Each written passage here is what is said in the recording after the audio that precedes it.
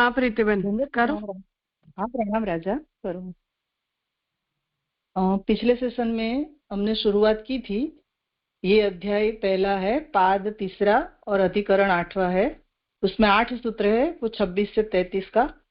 अधिकरण का नाम है तद उपर्य पीति अधिकरण। इसमें त्रैवर्णिक मनुष्य और देवादि का ब्रह्म विद्या में अधिकार है, ये समझाते हैं।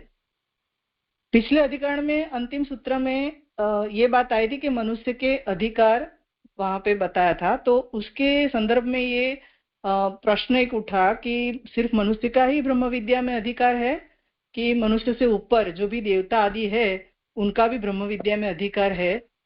ऐसा संशय के आधार पर ये अधिकरण का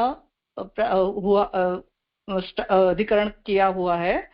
उसका कोई अलग विषय वाक्य नहीं है, मगर पिछले अधिकरण की जो ये विषय शंका हुई है उसके निराकरण के लिए पूरा अधिकरण है। इसमें हमने पिछले समय में 2 सूत्र किए थे, मगर मैं शॉर्ट में ले लूं तो पहला सूत्र था तदुपर्यपि बादरायण संभवात। इसमें सिद्धांत बताया है, वो पहले उपक्रम में जो सिद्धांत आता है अधिकरण शैली में, इस तरह से इसमें पहला सूत्र सिद्धांत वाला है।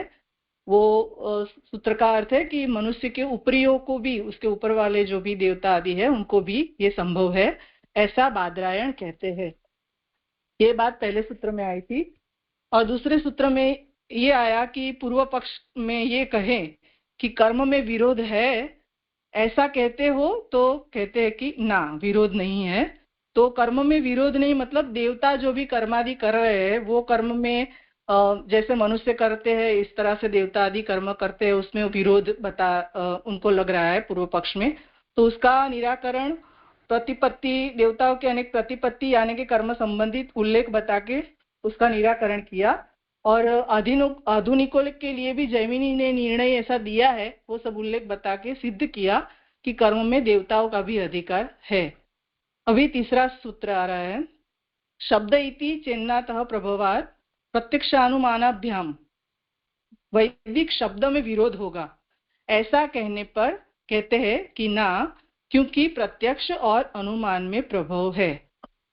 तो ये सूत्र में वैदिक शब्द मतलब वेद में जो बताया गया है कर्म आदि का, तो उसके बारे में वेद के जो शब्द है उस शब्द के आधार पर भी विरोध अगर हम माने तो अगले सूत्र में ऐसे कर्म में विरोध बताया और इस सूत्र में शब्द में मतलब वेद में भी कुछ विरोध बता रहे हैं। शब्द मतलब वेद में।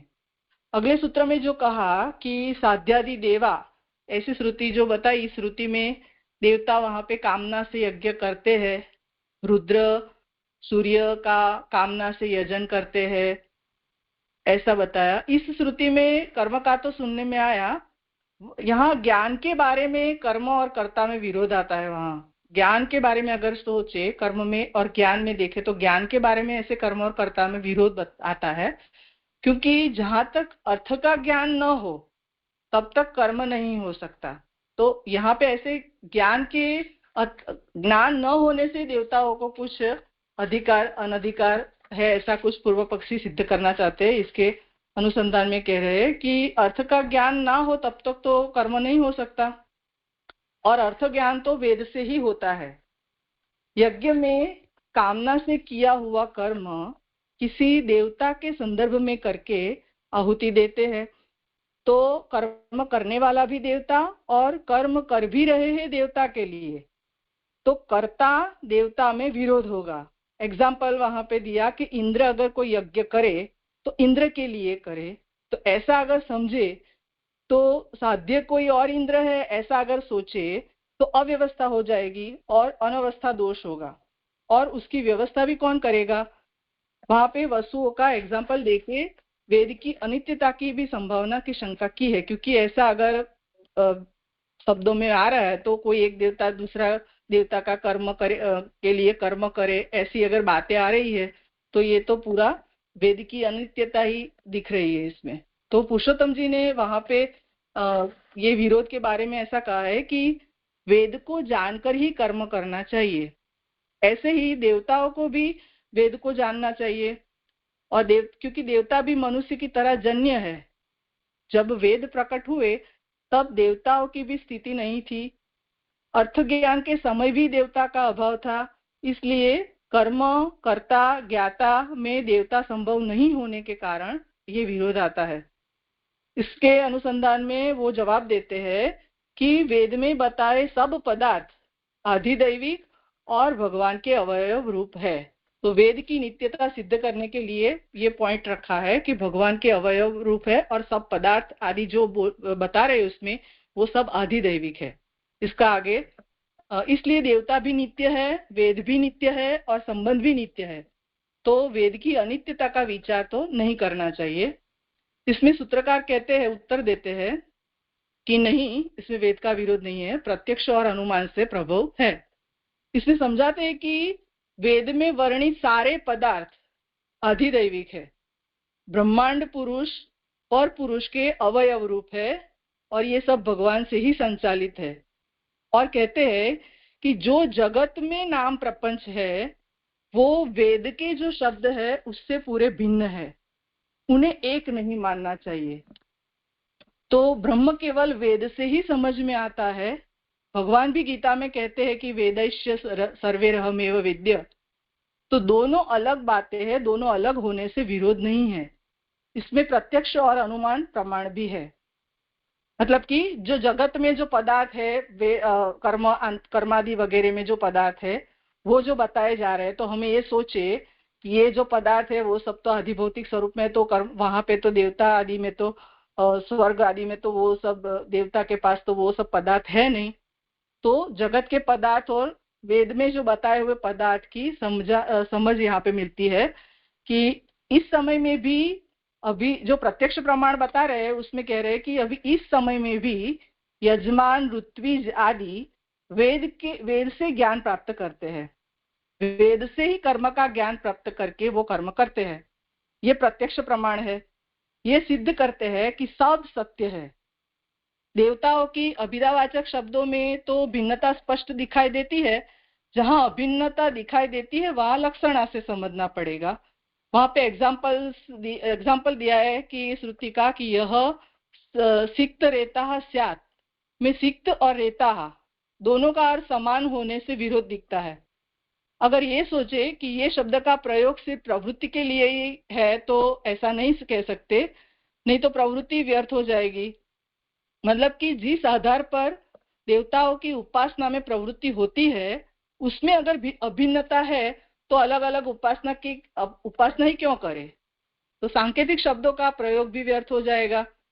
मतलब कि जिस शब्दों के संकेत से प्रवृत्ति का भान होता है वो सब संकेत व्यर्थ हो जाएंगे। इसलिए मानना चाहिए कि वेद में सब पदार्थ लौकिक शब्द जैसे होने पर भी वो भिन्न है, सब भगवद अंश ही है। इसलिए सब शब्द, संकेत वाले शब्दों में कोई अनवस्था दोष नहीं होता।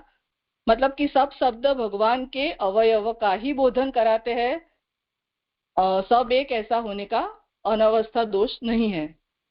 समस्त पदार्थ भगवद अंश है ये समझाते हैं कि जैसे हमें मनुष्य दिखता है तो ज्ञान होता है कि ये मनुष्य है, इसमें मनुष्यता है, ऐसा प्रत्यक्ष ज्ञान परमात्मा दिखाई नहीं देने से नहीं ज्ञात होता, वो अनुमान से ज्ञात होता है। और वो अनुमान कैसे करेंगे, क्योंकि प्रत्यक्ष ज्ञान पे ही तो सब अनुमान आधारित होता है। जैसे धुआं से आग का अनुमान, धुआं प्रत्यक्ष है ना। तो यहाँ इस मतलब ये सूत्र में जमदग्नि का दृष्टांत दिया है कि जमदग्नि जो परशुराम के पिता थे, वो परशुराम को देख के, स्वभाव उनका देख के उनको क्षात्र अंश का अनुमान हुआ। तो उन्होंने ये देख के उनको अनुमान किया कि ये इसमें क्षत्रियता है। ऐसे प्रपंच जगत के प्रत्यक्ष से परमात्मा का अनुमान होता है।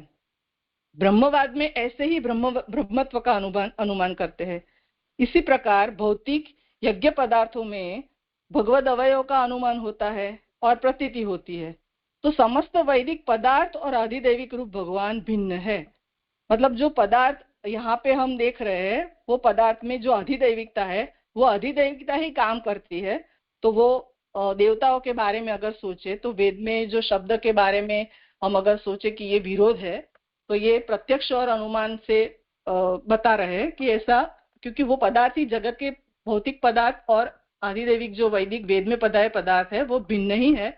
उसमें अधिदैविकता भगवान का अंश है, तो वो दोनों को एक करके विरोध नहीं सोचना चाहिए, ऐसा मुझे समझ में आया। जय।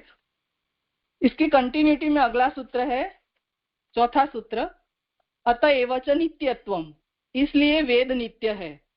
तो वेद की अनित्यता इसलिए बता रहे थे कि कर्म में और ये देवता वगैरह कर रहे हैं, तो ये शब्द में मतलब वेद में जो विरोध दिख रहा है, तो वेद का विरोध क्लियर करके अब ये नित्यता सिद्ध करे कि वेद अनित्यता की जो शंका हुई, तो वो भी अब क्लियर कर रहे हैं कि वेद नित्य है, शब्द हमें नित्य ही है। वेद की नित्यता में और उत्पत्ति तर्क कहते हैं इसमें कि वेद प्रपंच जगत को ब्रह्मतुल्य समझाते हैं।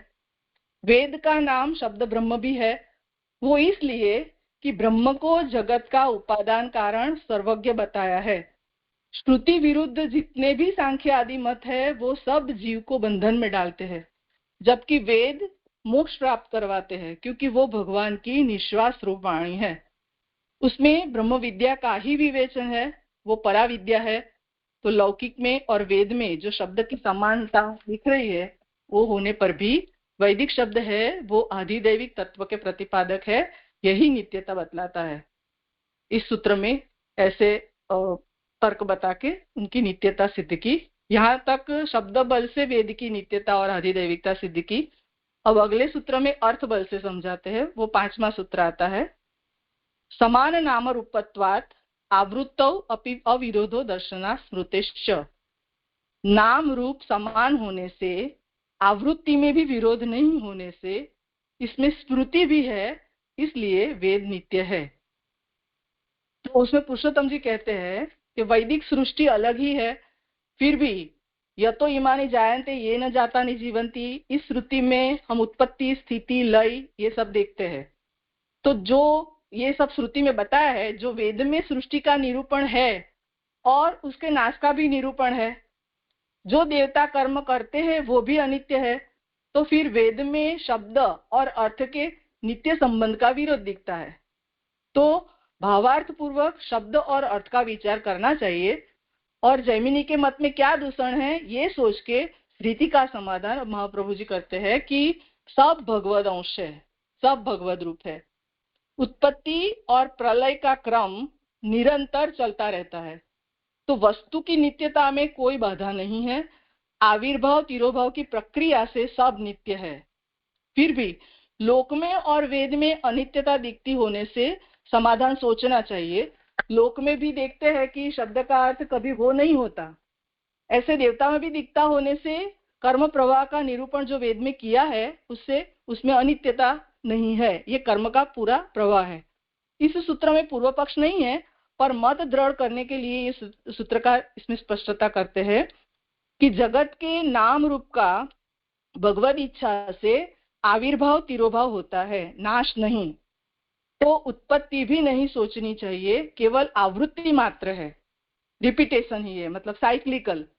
एग्जाम्पल में जल जैसे समुद्र से निकल के समुद्र में जाता है, भगवान उपादान कारण है, मतलब कि जगत में भी समाहित है, इसलिए उसमें परिवर्तन नहीं है। हमें भिन्नता दिखती जरूर है, मगर वो काल्पनिक है, इसलिए अनित्यता भी काल्पनिक है। प्रत्यक्ष में हम भी व्यवहार में जो पिता माता आदि संबोधन नाम देते हैं, वो अनादि काल से ऐसे पिता माता के संबोधन से ही व्यवहार चला आता है। ये सब भगवद रूप होने के कारण है। ब्रह्म सब होने से हर कल्प में सृष्टि तद अनुसार ही होती रहती है। ये बता के फिर आगे स्मृति का जो उल्लेख आया कि स्मृति भी है, तो इसमें स्मृति बताते हैं कि यह सारा जगत आत्मयोनि और आत्ममय है। हे धाता, तुम मेरे में पहले से ही सोई हुई सारी सृष्टि को देखकर वैसी की वैसी बना दो। ये मूल सूत्र में जो बताया। तो ये स्मृति ऋषियों ने समाधि में पूर्व प्रसंगों को देख के ही स्मरण से ही लिखा है, ये प्रमाण है। तो ये स्मृति का प्रमाण दिया है कि उन्होंने पूर्व प्रसंगों को समाधि में देखा है, तो मतलब ये साइक्लिकल जो प्रोसेस है, इसके अनुसंधान में ये स्मृति वचन भी बताया कि वेद के जो शब्द है, ऐसे मतलब अर्थबल से अभी नित्यता उनकी सिद्ध की, स्मृति के वचन से भी। वेद के जो शब्द है वो शब्द के अर्थानुसार ही सृष्टि की भी नित्यता है। मतलब प्रत्येक सृष्टि में भी वेद कुछ भी वेद से अलग नहीं है, मतलब वेद की ऑब्जेक्टिविटी, ये अर्थ का मतलब हमें सोचना चाहिए, क्योंकि यहाँ पे शब्द और अर्थ में ये शंका हो सकती है कि मतलब कोई वर्ड है और उसका मीनिंग, ये सेंस में यहाँ पे अर्थ शब्द नहीं है। वेद की ऑब्जेक्टिविटी मतलब शब्द में वेद में जो बताया है वही जगत सृष्टि में ऐसे ही ऑब्जेक्ट के रूप में दिख रहा है, मतलब वही है। अब उसी अर्थ बल के विचार से एक पूर्व पक्ष आता है, वो छठे सूत्र में बताते हैं जैमिनी का कि मध्वादिषु असंभवाद अनधिकारम जैमिनी ही। जैमिनी कहते हैं कि मध्वादि विद्या में देवों का अधिकार नहीं होने से सर्वत्र उनका अनधिकार है। तो जैमिनी ये कहते हैं कि जो मध्वादि विद्या उपनिषद ने बताई है उस विद्या में तो देवों का अधिकार नहीं है, ये सिद्ध करते हैं, तो फिर सभी जगह पे उनका अनधिकारी होता है। वो आगे समझाएंगे। तो पुरुषोत्तम जी इसमें कहते हैं कि श्रुतियों में विरोध का परिहार करते हुए कर्म में उपासना में देवताओं का अधिकार प्रतिपादित किया है, श्रुति में तो किया है, फिर भी ये छांदोग्य उपनिषद में ये श्रुति है, इसलिए ये शंका होती है कि असौवा आदित्यो देव मधु तस्य द्यौरेव। इसमें आदित्य मधु है, मधु मतलब मध जो हम बोलते हैं वो। द्युलोक जो है वो तिरछा बांस है, अंतरिक्ष है वो छत्ता है, किरणें हैं वो मक्खियों के बच्चे हैं, रुक है वो मधुकर है, ऋग्वेद है वो पुष्प है, और सोम आदि अमृत है वो जल है। रुक रूपी मधुकर ने ऋग्वेद रूपी पुष्प से जो रस उत्पन्न किया हुआ रस, वो रस उसने आदित्य में आश्रय लिया। ये पूरा श्रुति का वहां पे उल्लेख आता है कि वो रस जो आदित्य में लाल रूप दिख रहा है वो यही रस है। ऐसी उपमा देके उनकी उपासना में कहा कि वसु आदि देवता न खाते हैं न पीते हैं, वो अमृत को देखकर ही तृप्त हो जाते हैं। मतलब ये जो अमृत आदित्य में दिख रहा है वो वसु आदि देवता उनको ही देख के, तो वसु आदि देवता में जो 5 देवता है उसमें क्या आदित्य भी आता है, तो फिर इसीलिए कहते हैं आदित्य को देख के कैसे तृप्त होता है। ये श्रुति आगे जो क्रॉस हुआ था उसके बारे में ये बता रहे कि ये सब देवता है वो खाते पीते नहीं है, मगर वो अमृत को देखकर ही तृप्त हो जाते हैं। इससे ये कहा कि इसमें देवताओं का अधिकार नहीं है, क्योंकि अगर इससे उनको ऐसे ही मिल जाता है अमृत, तो फिर उनको ज्ञान कर्म के लिए कि ब्रह्म विद्या के लिए प्रयत्न करने की क्या जरूरत है। तो वहां पे मधु विद्या में ये पूर्व पक्ष है कि मधु विद्या में जिसका वर्ण करते हैं वो सूर्य है, आदित्य है और सूर्य देवता है, और कोई देवता उन देवता को कैसे विषय बना सकते हैं। ऐसे ही सवर्ग विद्या में भी वायु को विषय बनाते हैं, तो देवता का मतलब अधिकार नहीं है, उन्हें विषय नहीं बना सकते, ऐसा निरूपण आता है, ऐसा पूर्व पक्ष है। ये श्रुति में इसमें आदित्य को देव मधु कहा है, वहां वसु रुद्र आदित्य मरुत साध्य ऐसे 5 देवों के गण है, वो खुद अपने ही मुख से अमृत को देख के तृप्त होते हैं, तो उन देवताओं को तो मधु स्वतः सिद्ध ही है। मतलब कि उनको कुछ प्राप्त नहीं करना है, सब इच्छाएं पूर्ण ही है, इसलिए उनको मधु विद्या में, विद्या मतलब ज्ञान में अधिकार नहीं है। तो इसमें अधिकार नहीं तो फिर सर्वत्र अधिकार नहीं है, क्योंकि अधिकार में कोई प्रयोजन होना चाहिए और उनको तो कोई प्रयोजन है ही नहीं, प्रयोजन से ही कर्म होता है।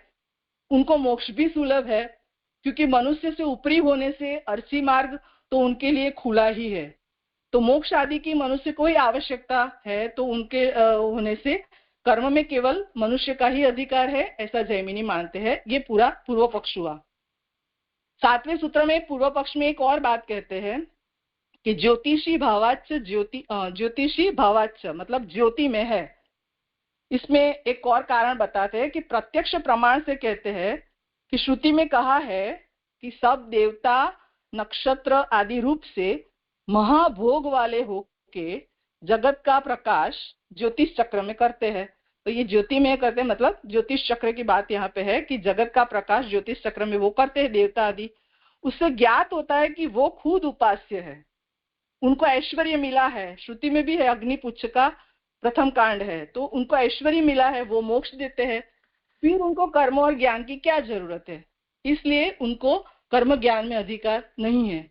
ये 2 सूत्र में ऐसा पूर्व पक्ष बता के मधु विद्या के आधार पर वो अंतिम सूत्र में इसका समाधान करते हैं 8वां सूत्र, भावंतु बादरायणोस्ति ही, देवों का अधिकार है, ऐसा बादरायण सिद्ध करते बताते हैं यहाँ पे।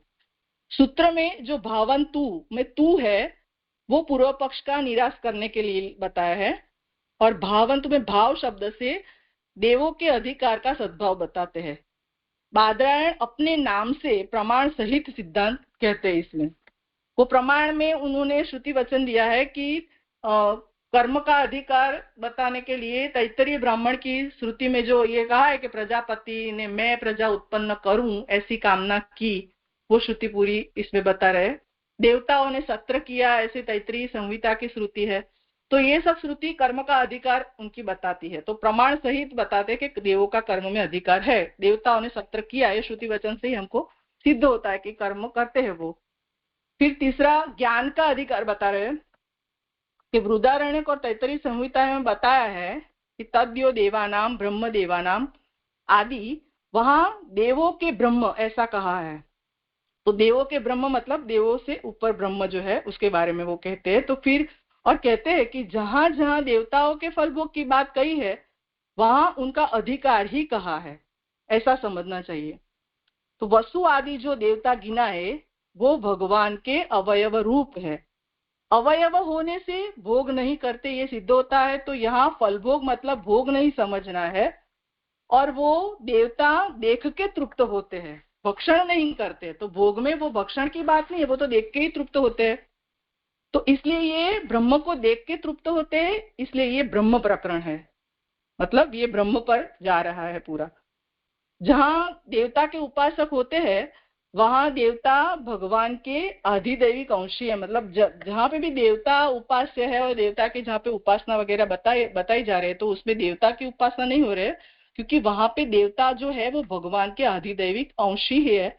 अगर ऐसा न हो तो उपास्य हो ही नहीं सकते और वेद भी अनित्य हो जाते, मगर ऐसा नहीं है, ये सब भगवान के अंश ही है। इसलिए देवों का ब्रह्म विद्या में अधिकार है, ये शब्द बल से सिद्ध किया। मतलब कि देवता भी वेद में बताए हुए शब्द में कहे अनुसार ब्रह्म विद्या प्राप्त कर सकते हैं, वो कर्म और ज्ञान से बताया। मेरी समझ में जैसा है ऐसे प्रस्तुत किया है। जा राजा, कोई भूल हो तो माफ करना, और कुछ छूट गया हो तो आप जरा पूर्ति कर दीजिएगा राजा। धन्यवाद, प्रणाम। नहीं, अच्छा हुआ। नैसर्गिका है आगे। जी राजा, धन्यवाद, प्रणाम राजा। हाँ करो। 9वां अधिकरण। अभी इस अधिकरण में शूद्र के अधिकार की बात अभी आ रही है, હવે આવી રહી છે સૂત્રના અધિકારની પ્રથમ સૂત્ર કે શુગસ્યત ધનાદર શ્રવણાત તદા દ્રવણાત સૂચ્યતે हि। मतलब હવે શૂદ્રના અધિકારનું હવે નિરાકરણ કરી રહ્યા છે કે જેવી રીતે કર્મમાં નિષાદ સ્થાપતિને આ યોજિત કરે છે કે યથા કર્મની એતયા નિષદા સર્પિત યાજેત સાહી તસ્યેષ્ટિ। એ જે વાત છે કે ઇત્યાદि જે આ બધી શ્રુતિ છે એમાં યજ્ઞાદિ કર્મમાં નિષાદ આદि જે શૂદ્ર છે એના ગ્રહણની વાત આવી। એમાંથી યજન ઉપાસના આદિમાં એમના અધિકાર અગર કોઈ સમજી લે તો એ વાત નિશ્ચિત થાય। એમ જ જે સંવર્ગ આદિ જે વિદ્યા છે એમાં પણ શૂદ્રના અધિકાર પ્રતીત થાય છે। તો એ વાતનું નિરાકરણ કરવામાં આ અધિકરણ હવે આ પ્રસ્તુત કરી રહ્યા છે। એ એવી શ્રુતિ છે કે જાન શ્રુતિ હંસ પૌત્રાયનઃ। એ જે શ્રુતિ છે એમાં હંસ વાક્યને સાંભળીને જાન શ્રુતિ પૌત્રાના બેલગાડી વાળા દૈત્યના પાસે બ્રહ્મ વિદ્યા સાંભળવા ગયા। જેવી રીતે કહી રહ્યો છે રવિક્વે માબી શતાની ગવામ। એ જે ઇત્યાદિથી દેવતાને જાણવાની જે ઈચ્છા થઈ એના પર રવિક્વએ કીધું કે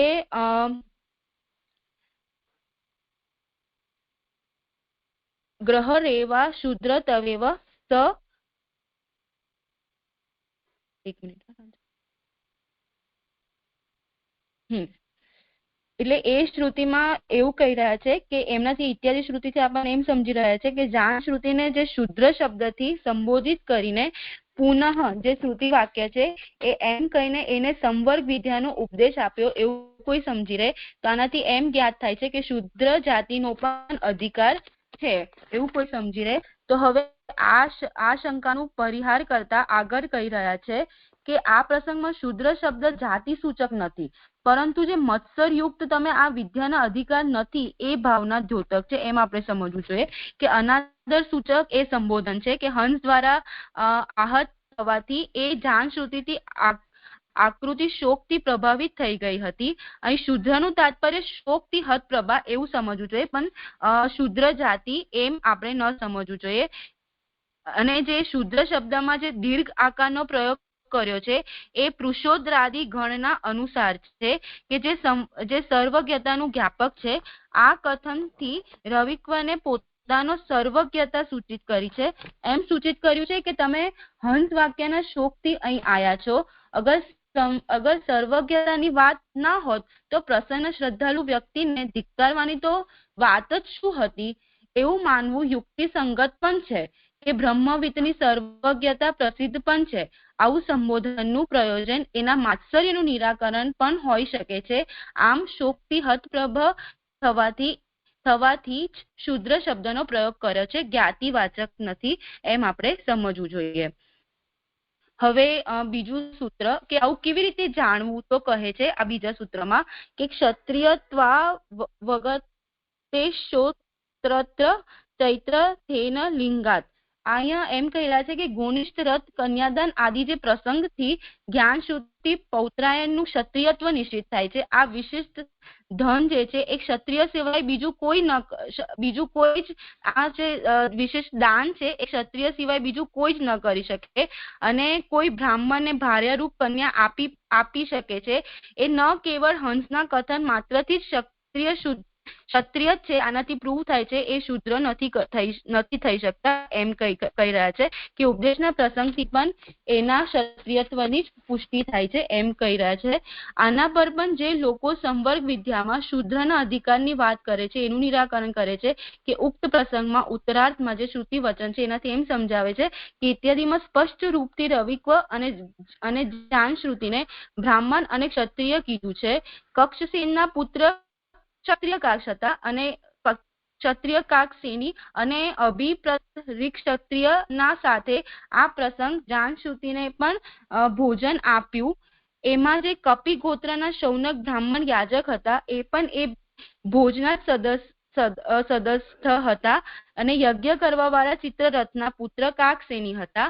આ બ્રહ્મચારી અર્થાત જે બ્રહ્મવિદ આ બંનેને સંવર્ગ વિદ્યાના ઉપાસક પ્રાણ તત્વને જ ભિક્ષા કરતા હતા. આથી એને ભિક્ષા ન આપી આ પ્રસંગ કાપેને ભગવાન પ્રજાપતિને પ્રશસ્તિમાં 2 શ્લોકનું ગાન કર્યું. આનાથી નિશ્ચિત થાય છે કે વિદ્યાનું અધિકાર સ્વભાવતઃ બ્રાહ્મણ અને ક્ષત્રિય જ ગુરુ અને શિષ્ય થાય છે. નિશ્ચિત જ સંવર્ગ વિદ્યામાં શુદ્ર જાતિનું અધિકાર નથી. એ આમાંથી પ્રૂવ થઈ રહ્યું છે. હવે ત્રીજા સૂત્રમાં સીધું સૂત્ર આવે છે કે સંસ્કાર પરમાશતિ તદભાવા ભિલાપાચ. એમાં હવે કહે છે કે શુદ્રનો બ્રહ્મ વિદ્યામાં પણ અધિકારની થોડી પણ કલ્પના આપણે ન કરી શકાય. કેમ? તો કહે છે કે બ્રહ્મ વિદ્યાની ઉપાસના માટે સર્વત્ર સંસ્કારનું પરામર્શ કરાય છે કે ઉપરાંત સંસ્કારથી અહંતાનું પરામર્શ સર્વત્ર મળે છે. અને જે શ્રુતિ વચન છે એમાં પણ ઉપનયનના પછી જ વિદ્યાદાનનો ઉપદેશ દેવાય છે. શુદ્ર માટે તો ઉપનયન સંસ્કારનું જ નિષેધ છે.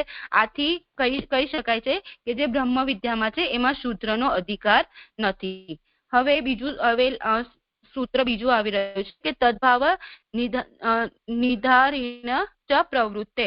એટલે આ સૂત્રમાં એમ સમજાવી રહ્યા છે કે સત્યકામ જાબલ મહર્ષિએ પણ જે ગૌતમ પાસે બ્રહ્મ વિદ્યાની પ્રાર્થના કરવા જયારે ગયા હતા ત્યારે ઋષિએ તેનો વર્ણ પૂછ્યો ત્યારે એને સ્પષ્ટ જ કહી દીધું કે ત્યારે સત્યકામને એકદમ સત્યવાદી સત્ય એમને કીધું કે ત્યારે મહર્ષિને નિશ્ચય થઈ ગયો કે આ બાલક બ્રાહ્મણના તેજથી જ ઉત્પન્ન થયો છે. કારણ કે એને ચોખ્ખું કહી દીધું કે મારા માતાએ મારા પિતાનું નામ મને નથી ખબર કયા વર્ણના હતા. આમ સત્ય વચન કર્યું. આધારે એને બ્રહ્મ વિદ્યાનો અને ત્યારે જયારે મહર્ષિને ખબર પડી ગઈ કે આ જે સત્યતા છે એ બ્રાહ્મણ સિવાય બીજું કોઈ જ ના બોલી શકે.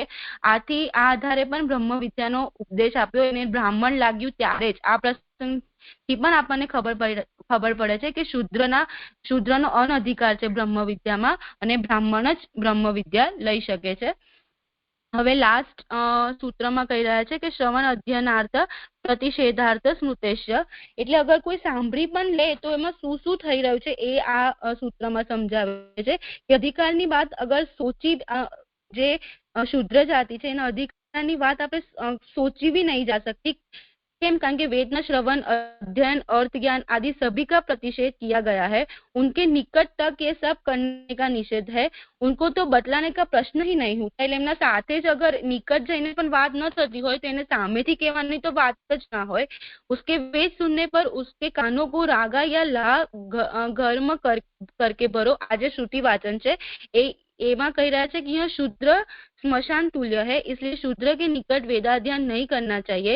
यदि वह वेद पढ़े तो उसकी जीवा का छेदन करो, धारण करे तो शरीर भेदन करो इत्यादि शूद्र के लिए मंत्रहीन जात कर्म आदि संस्कार का विधान किया गया है। એટલે એને વેદ અધ્યયન કરવાનું તો નથી પણ મંત્ર વગર એ જાત કર્મ આદि સંસ્કાર કરી શકે છે એમ અહીંયા કહી રહ્યા છે। અને પછી આગળ એમ પણ કહી રહ્યા છે કે स्मृति भी वैदिक तत्व की ही प्रतिपादिका है, इसलिए उनमें भी शूद्र का अनधिकार कहा गया है। जैसा कि वेदाक्षर का विचार करने से शूद्र तत्काल पतित हो जाता है, ऐसा स्मृति प्रमाण है। सूत्र में किया गया चकार, એટલે જે સૂત્ર આપણું મેઇન છે એમાં ચકાર લાસ્ટ આવે છે, એમાં એ કહી રહ્યા છે કે આ અધિકરણની સમાપ્તિ છે એનું દ્યોતક છે। અને સ્મૃતિ और पौराणिक ज्ञान में कारण विशेष से शूद्र योनि में गए हुए महान लोगों को ही अधिकार दिया गया है कि कर्म से शूद्रता को प्राप्त लोगों को भी इसके अधिकार से वंचित रखा गया है। इससे निश्चित बात है कि वैदिक वांग्मय में शूद्र को किसी प्रकार का अधिकार नहीं है। आથી અહીંયા પ્રૂવ થાય છે કે શૂદ્રનો કોઈ બી વેદાધ્યાયનમાં કાં તો વૈદિક વાંગ્મયમાં શૂદ્રનો કોઈ પણ પ્રકારનો અધિકાર નથી। અસ્તુ રાજા। सुंदर। आगे किसका क्रम है? हाँ जयश्री भाई। हाँ राजा, दंडवत प्रणाम। प्रयत्न कर रही हूँ। तो अभी हमने प्रथम अध्याय के तृतीय पाठ देख रहे हैं। उसमें 9वें आगे के अधिकरण के विषय में ब्रह्म विद्या के कौन अधिकारी है और कौन नहीं है उस पर निर्णय दिया। जो कठवली के आधार पर जो अधिकारी का निर्णय करने के लिए शास्त्र के बहुत वचन है, तो उसका विचार करने पर भी निर्णय करना तो वहाँ कठिन है, ऐसा बताते हैं। अब जो 10वां अधिकरण है आ रहा है वो एक सूत्र का है। सूत्र है कंपनात्, 39वां सूत्र है। वेदांत अधिकरण माला से देखे तो पुरुषोत्तम जी वहाँ बताते हैं कि कंपनात् अधिकरण में कठवली सूत्र में वचन है कि यदिदम किंच जगत सर्वम प्राण एजति निश्रुतम महद्भयं वज्रम उद्यतम च एतद् विदुः अमृतास्ते भवन्ति। यह जो वचन है उसका विषय वाक्य के रूप में प्रारंभ करते इस वचन में इंद्र का निरूपण है।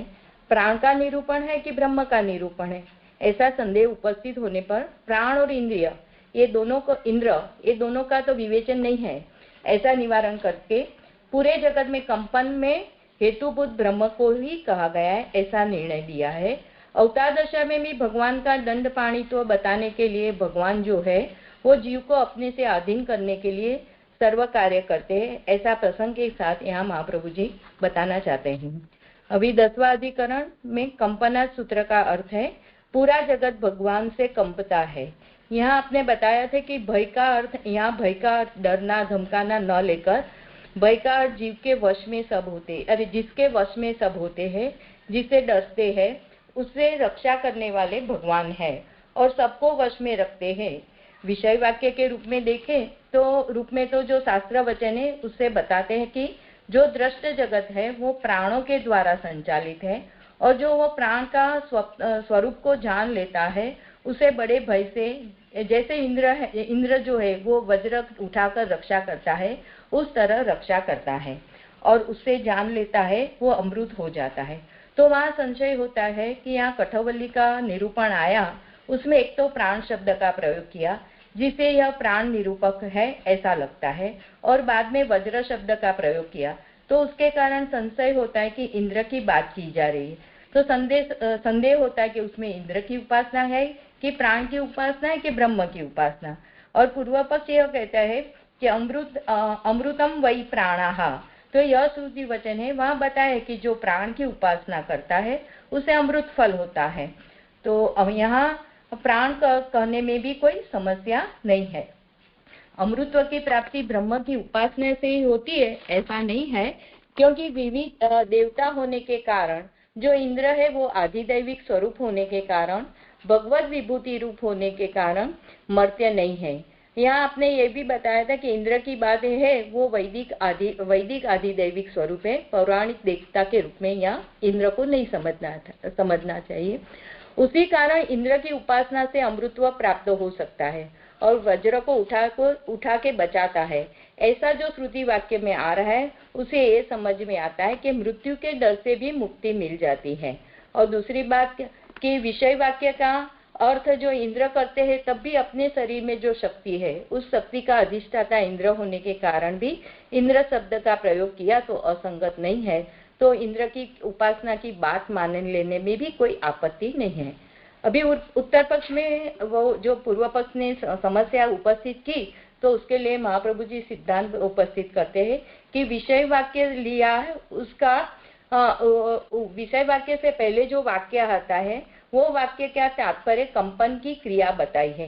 कंपन का अर्थ सब में कंट्रोल में रखने वाले, हर किसी को कंपित कर देने यानी कंट्रोल में ला सके, यह जो स्थिति है वो सिर्फ ब्रह्म द्वारा हो सकती है और किसी से नहीं। महाप्रभु जी निर्णय देते कि यह वज्र शब्द का प्रयोग किया है उसे यह सिद्ध नहीं होता है कि वज्र में धारण करने वाला सिर्फ इंद्र ही है। वज्र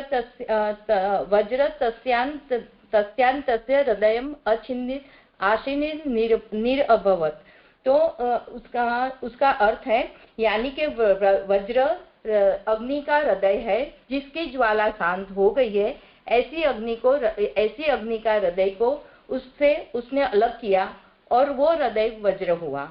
तो ऐसी श्रुति है। तो वज्र भगवत शक्ति रूप है, भगवान की इच्छा से वज्र इंद्र को प्राप्त हुआ था जब वत्रासुर का वध करना था और उस वध की क्रिया में भगवान ने ही इंद्र प्रति सहायक बने।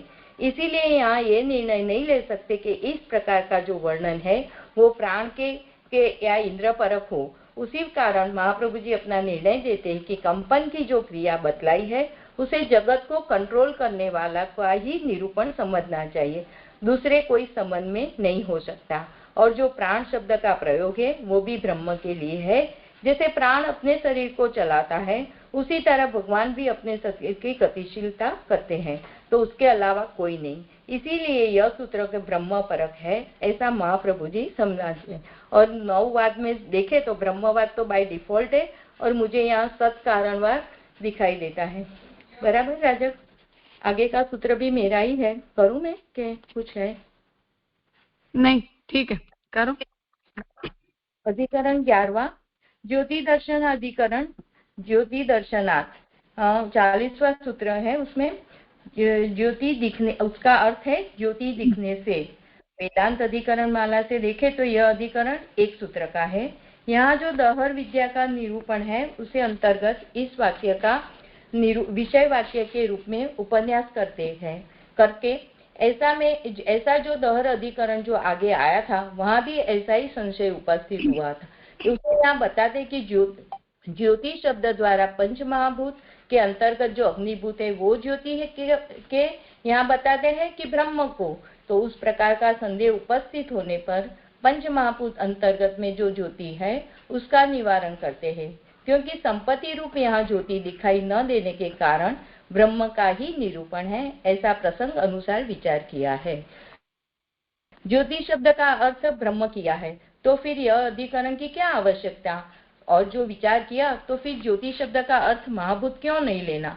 तो उसके प्रयोजन के रूप में ज्योति शब्द द्वारा विषय वाक्य के अंतर्गत निरूपण होता है, उसकी संपत्ति रूपता बताते वो अपने स्वरूप से निष्पन्न है। और पहले दहरात अधिकरण में बात आई, उसका विचार करते सत्य पद का वहां प्रयोग किया, अमृत पद का प्रयोग किया। उसी कारण सत्य अमृत ये दोनों पदों का नियामक होने के कारण जो चार धर्म बताए अविनाशी, अमृत, सत्य और अपराध, तो ये चार धर्म जो बताए तो वो यह समझ में आता है कि ये ज्योति का ही निरूपण आ रहा है। वो पूर्व में जो डिस्कस है ऐसा यहाँ नहीं कर सकते, पर एडिशनल क्लैरिफिकेशन जरूर है, उसके कारण यह निर्णय यहाँ देते हैं। ज्योति दर्शनार्थ जो विषय वाक्य है कि अपनी जो जीवात्मा है वो जब अपने शरीर को छोड़ देती है तब ज्योति बनकर अपने मूल स्वरूप को प्राप्त कर लेती है। तो संशय होता है कि अपनी जीवात्मा ज्योति रूप प्राप्त करती है, तो वो ज्योति रूपता ब्रह्म की ज्योति रूपता है कि पंच महाभूत के अंतर्गत अग्नि धर्म प्राप्त करती है। तो पूर्व पक्ष बताते हैं कि ब्रह्म के जो भी धर्म है का निरूपण मिलता है उसके यह निरूपण उसके साथ नहीं बैठता है। तो इसीलिए पूर्व पक्षी का कहना है कि विषय वाक्य में ज्योति शब्द है उसका रूढ़ अर्थ तेज होता है, इसीलिए रूढ़ी से इस शरीर से निकलकर तो युक्ति से भी पंच महाभूतों के अंतर्गत अग्नि हाँ राजा उपयोगी है। तो महाप्रभु जी सिद्धांत बताते हैं कि ऐसा पहली बार नहीं है कि ज्योति शब्द का उपयोग ब्रह्म के लिए किया गया हो। उसके लिए महाप्रभु जी प्रमाण देते हैं सता सौम्य तदा संपन्नो। उसका अर्थ है कि सुसुप्ति में जीव ब्रह्म के साथ एक भाव प्राप्त करता है। फिर सती संपद्य न विदुः सत संपदामः। तो उसका अर्थ है कि सुसुप्ति में हम सत को प्राप्त करते हैं ऐसा जानते नहीं है। फिर तीसरा है अहरन गच्छन्ति। सुसुप्ति में सर्व प्रजा हर रोज ब्रह्मलोक जाती है, यानी हमारी जो जीवात्मा है वो अंततः ब्रह्म को प्राप्त करती है। इत्यादि सुसुप्ति के वर्णन में परमात्मा की ही चर्चा की गई है। इसीलिए ब्रह्म परक नहीं मानना चाहिए और जो फल प्राप्त होता है वो ब्रह्म ही प्राप्त होता है। इसीलिए परम ज्योति शब्द ब्रह्मार्थक है।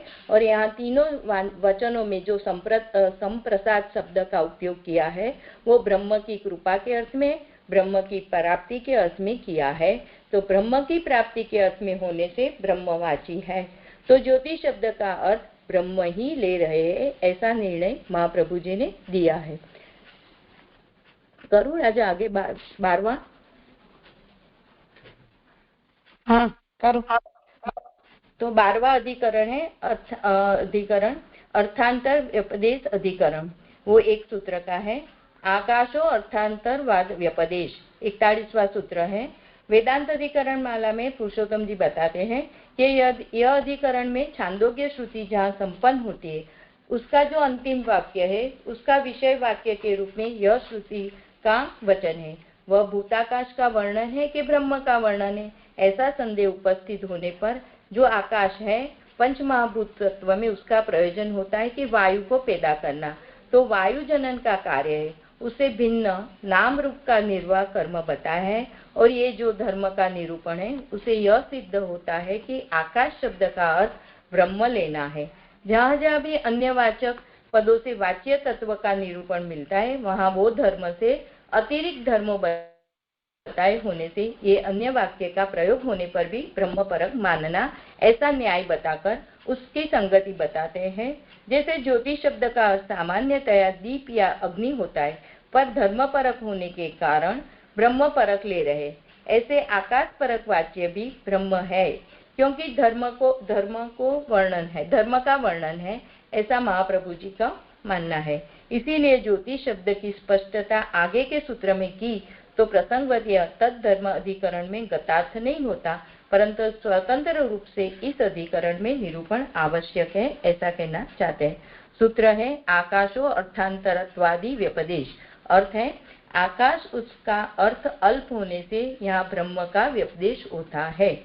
विषय वाक्य आकाशो वै नाम रूपयोः निर्हिता ते यदांतर तद ब्रह्म। आकाश जो है वो नाम रूप का निर्वाह करने वाला है और जो आकाश में रहता है वो ब्रह्म है। तो यहाँ संदेह होता है कि आकाश शब्द का भूताकाश के ब्रह्म। तो पूर्व पक्षी बताते हैं कि नाम रूप की निर्वाहकता के स्थान देना, निर्वाहकता अर्थ यहाँ पूर्व पक्षी स्थान देना, ऐसा करते हैं। तो जितने भी नाम रूप जगत में है वो सब आकाश को स्थान बनाते हैं, उसका यूज स्थान रूप में करते हैं, क्योंकि आकाश होगा तो ही नाम रूप की स्थिति होगी। इसीलिए निर्वाहकता और स्थिति ऐसा लेने से भूताकाश पंच महाभूत के अंतर्गत जो आकाश है उस अर्थ में लेने में कोई समस्या नहीं है, क्योंकि आकाश के अतिरिक्त कोई दूसरा नाम रूप को आधार देने वाले न होने से आकाश शब्द का अर्थ भूताकाशी योग्य है। तो उत्तर पक्ष बताते हैं कि उस बात पर सूत्रकार निर्णय देते हैं कि आकाश शब्द का उपयोग परमात्मा के लिए हुआ है। आकाश शब्द का अर्थ केवल भूताकाश ऐसा नहीं, पर अन्य अर्थ भी हो सकता है। भूताकाश का प्रयोजन वायु उत्पन्न करना, जो श्रुति सिद्ध प्रयोजन है, उसे भिन्न नाम रूप के अंदर स्थापन करने का प्रयोजन ते यद अंतर श्रुति में बताया है। निर्वाहकता शब्द है, उसका अर्थ पूर्व पक्षी किसी को आधार देना, ऐसा करने पर महाप्रभु जी बताते कि निर्वाहक शब्द का उपयोग केवल स्थान देना नहीं है, पर निर्वाहकता शब्द का उपयोग उत्कृष्ट धर्म के रूप में दिया है। यानी इस शब्द का उपयोग केवल आधारवाची नहीं है, परंतु श्रेष्ठ अर्थों में उपयोग है। ये गुणों का जो निरूपण है वो ब्रह्म के लिए है, क्योंकि ब्रह्म जो है वो नाम रूप कर्मों का निर्वाह करने वाले है। ऐसा नाम रूप की निर्वाहकता है वो तो ब्रह्म के महात्म्य को बढ़ाने वाली है, जो आकाश परख नहीं मानना। ऐसा निर्णय देते हैं कि आकाशो वही, उसमें जो वही पद निश्चयात्मक है। आपने एग्जाम्पल भी वहां समझाया था कि जैसे कृष्णाश्रय में महाप्रभु जी कृष्ण एवं गतिर्मम, तो उसमें एवकार का प्रयोग किया है कि कृष्ण में ही मेरी गति हो। जो ऐसी एक निष्ठा बताई है उसके पर भार दिया है। जो धर्म दूसरे अन्य में नहीं है, नहीं देख सकते, ऐसा जो शब्द है उसका केवल ब्रह्म के लिए होता है, तो ये केवल ब्रह्म की उपासना परक ही शब्द समझ में आता है। जगत का पालन निर्वाह करने वाला केवल ब्रह्म ही, ऐसा अन्य शास्त्रों के वचन में प्रसिद्ध है। इसीलिए यहाँ जो धर्म है वो ब्रह्म के धर्म है, ऐसा मानना योग्य है। इसीलिए आकाश शब्द का अर्थ भूताकाश न लेकर ब्रह्म लेना चाहिए, ऐसा निर्णय महाप्रभु जी देते हैं। राजा कुछ काम कमी रह रही तो पूरी करना, और सती हो तो क्षमा करना। मेरा पूर्ण संपन्न हुआ। अच्छा किया। किसका है आगे क्रम?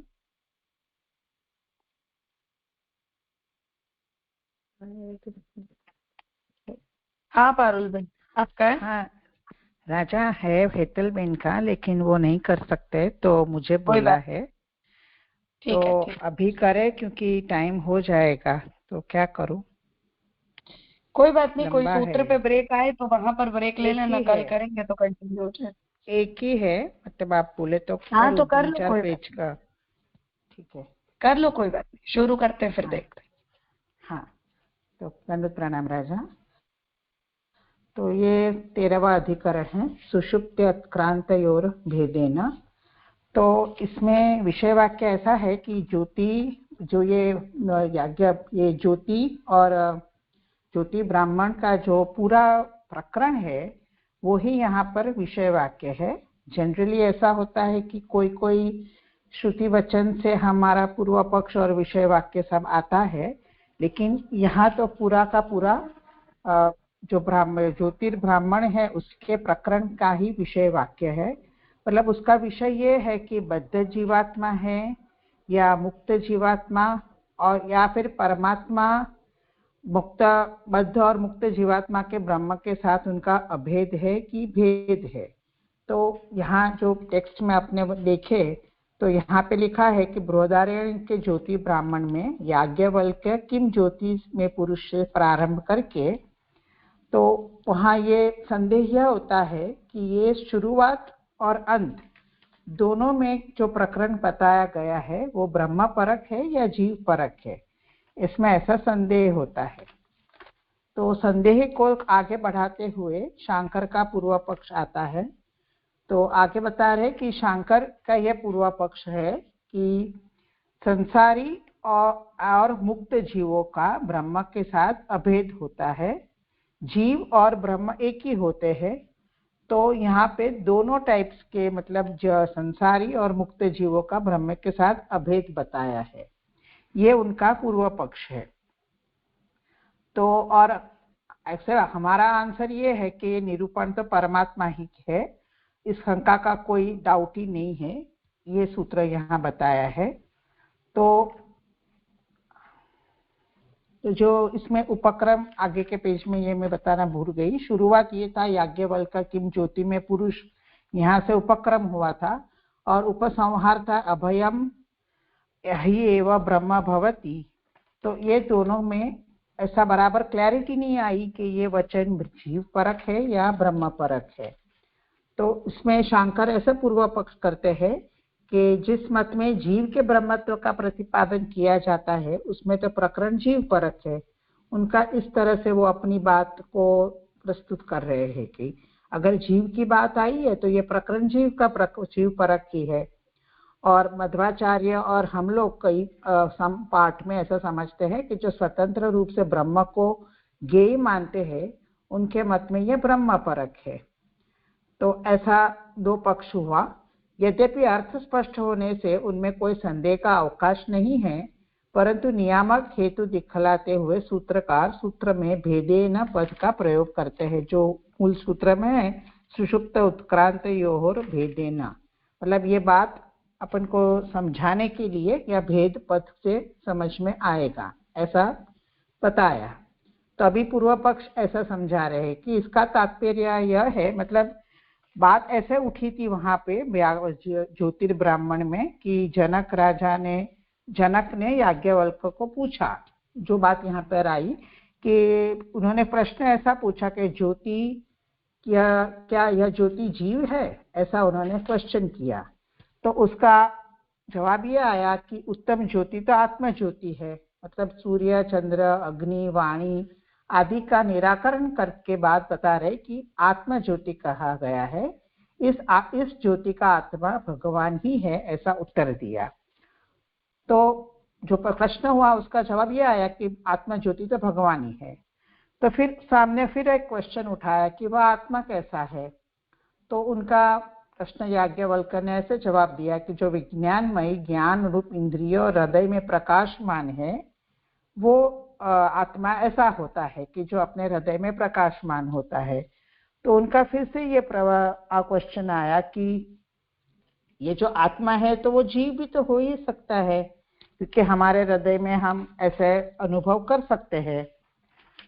तो फिर ऐसा उनका क्वेश्चन आया कि ऐसी जिज्ञासा करने पर उनके निराकरण में यह कहा कि यह परमात्मा समान होकर जीव के समान क्रिया करता है। तो मतलब अगर जैसे जीव एक लेवल पे पहुंचा जहाँ ब्रह्म विद्या का उनको ज्ञान हुआ, तो वो परमात्मा के समान होकर जीव के समान क्रिया करता है। इस तरह उनकी ये आर्ग्यूमेंट शुरू हुई थी। तो वहां पर वो जो ब्राह्मण में से ऐसे डिस्कशन फिर ऐसे आया कि उक्त प्रसंग में आगे दोनों के गुणों का समान रूप से वर्णन किया गया, क्रिया मात्र परमात्मा की पृथकता ज्ञान होती है। मतलब ऐसा दिख रहा है कि दोनों जीवात्मा और परमात्मा का दोनों का एक ही टाइप के गुण है, लेकिन थोड़ा तो परमात्मा और जीवात्मा की क्रिया में थोड़ी तो पृथकता होती ही है। मतलब परमात्मा is on a larger scale और ये इनकी जीवात्मा की क्रिया छोटी होती है, वो तो हम समझ सकते हैं।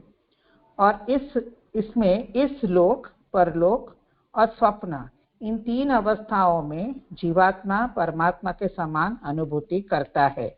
तो ये जब बोला कि दोनों को सेम ही टाइप से वो लोग करते हैं, तो बताया कि ये लोक में, परलोक में और स्वप्न, ये तीन अवस्थाओं में जीवात्मा परमात्मा के समान ही अनुभूति कर सकता है। और जो स्वप्न अवस्था में क्या होता है, तो बोलते हैं कि स्वप्न तो मिथ्या है, अतः इसमें जीव को ही विशेष अनुभूति होती है।